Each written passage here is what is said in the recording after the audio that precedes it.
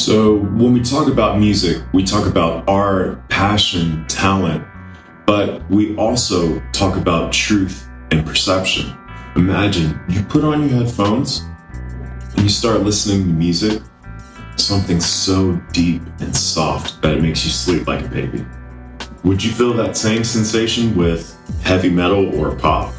What happens inside of us when we listen to music is always the same. Music enters our ears in the form of vibration. These vibrations are sent to our brain, and finally, there it is processed what kind of music we're listening to. Do you think you would have the same sensory responses, even with different musical styles, even though the same process is occurring in you? Hey, my name is Bryant. Welcome to the MC's Music at the Core of Everything. Today, I'm your host, and we are asking the question, is music a truth or is it a perception? Let's find out.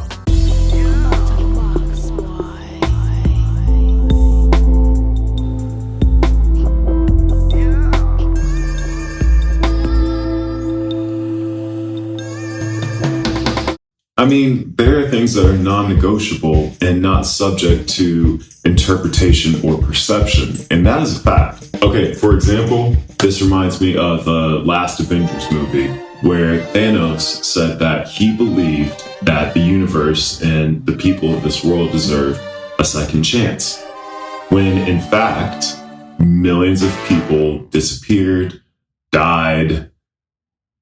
That all makes him a villain, right? Or, for example, when we saw in the news that they had developed a vaccine for COVID, and many said that it was a lie and it couldn't be done in such a short amount of time.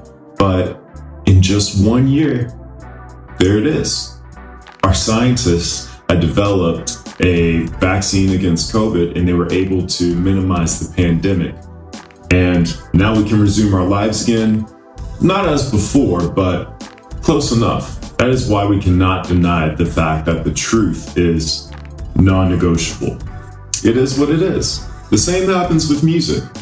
Even though it's very sensorial, there are also truths that are not negotiable. For example, we know that music stimulates and activates certain parts of our brain, and that knowledge has helped surgeons to execute extremely complex surgeries. Experiments have even been carried out in which the activity and practically any emotional structure of the brain has been modulated thanks to the emotions stimulated by music. Music is capable of awakening the core brain structures that create our emotional universe.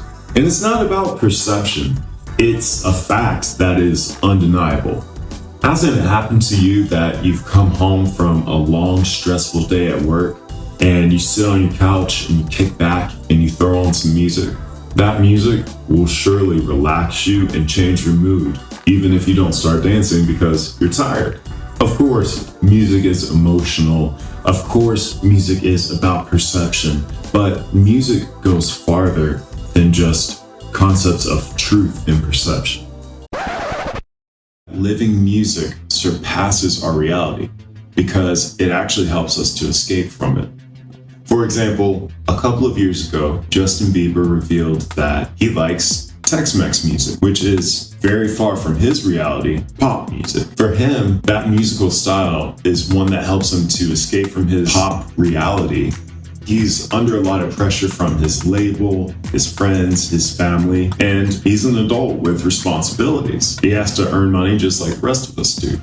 Although some truths are non-negotiable, perception is what moves the world. There are people who relax with rock, but get energized by opera. The opposite also happens. There are people who relax with opera, but get more energized with rock. Others aren't even looking for music. But when it comes to them, they start dancing as if they were losing complete control even of their own body, right? Like, y'all have seen that before. You gotta get down when it hits you, whenever the spirit hits you, if you've ever been to a church service in the South, especially a gospel church service, a holiness church, anything to that effect, You have seen people get down when the Spirit hits them. Can I get an amen? One of the simplest and most everyday reasons that justify the company of music in our lives is the simple fact that it helps us to express our emotions, recall memories, release tensions, and even influence our mood. As a mixer and a producer myself, even within a certain genre, it's up to me based on how I'm perceiving the different instruments and chords and textures that I'm working with, of how to mix them to best represent not just the artist, but the mood that they're trying to get across, the message that they want the listener to perceive from their music. It's my job. How loud the bass drum is, how soft the piano is in the intro, or how prominent the vocals are for certain sections of the song. That's all up to me. It's all 100% intentional so that the perception of that song comes across in the way that it was intended by the artist. And in that way, that's where there's a crossover of the fact. The fact is that I've set the kick drum to like +2 decibels because the boom, boom, boom, boom is that important for how that person may want to convince or convey the message of the song as a dance track, versus if you're working on more of like a Bon Iver type track. Those musical truths help to paint the musical perception that the artist is trying to get across. So, do you think that music can help us to interpret the truth in a beneficial way, even if it is not measurable? Let us know what you think in the comment section below. Go ahead and share your experiences with music and how it's helped you release tension, express your emotions, any rituals that you might have with music. Go ahead and let us know. Hit that subscribe button, turn on your notifications so you can stay tuned for more content that we have coming at you guys. As always, thank you so much for watching the MC's Music at the Core of Everything. I'm your host today, Bryant Larson, and it's been real. Peace out, you guys.